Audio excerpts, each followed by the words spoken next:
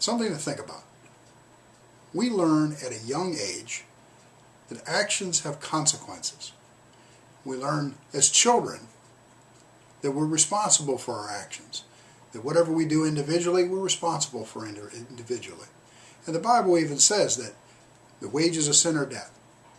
Individually we earn death for our sin.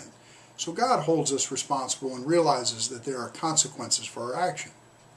As we grow older, we also realize that leadership has further consequences, even in a family situation.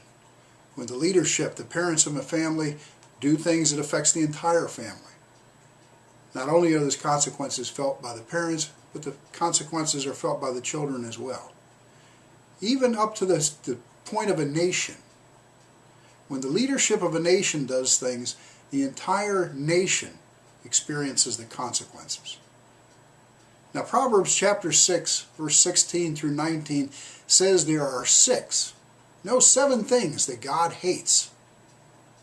And if we look at the state of our nation, the administration, the leaders of our country, particularly the president of our country, we see there are consequences for his action, and we're going to feel those. 7 things that God hates. First, he hates haughty eyes. Haughty eyes are arrogance. Can we say that the president of this country is an arrogant person?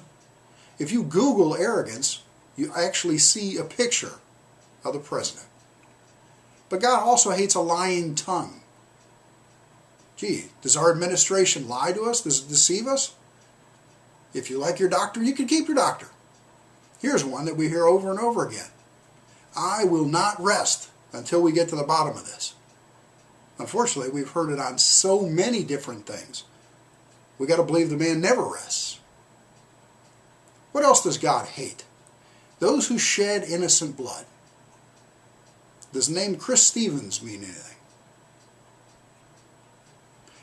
God also hates those who devise wicked plans.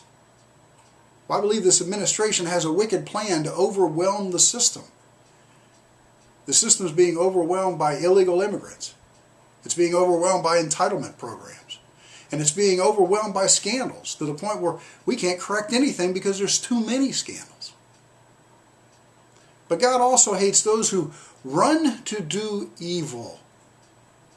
You know, and that's interesting. With all the stuff that's happening in Iraq with the Christians and in Israel, the only place they got was run to quickly was we very quickly acknowledged that the police had acted stupidly in Boston. Everything else we have to think about. Everything else we have to take our time with. But God also hates those who utter lies. What would this administration say? Hey, there's not a smidgen of corruption in the IRS. Of course not. And finally, God says that he hates those who spread strife. Can we say that this administration is spreading strife?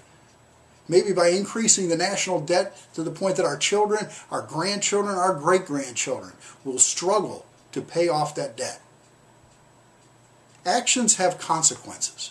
And clearly the actions of this administration is having consequences on this nation. When an administration clearly does things that God hates, God will lift his hand of protection from the nation. And that is what we're seeing around us. Think about that for a while.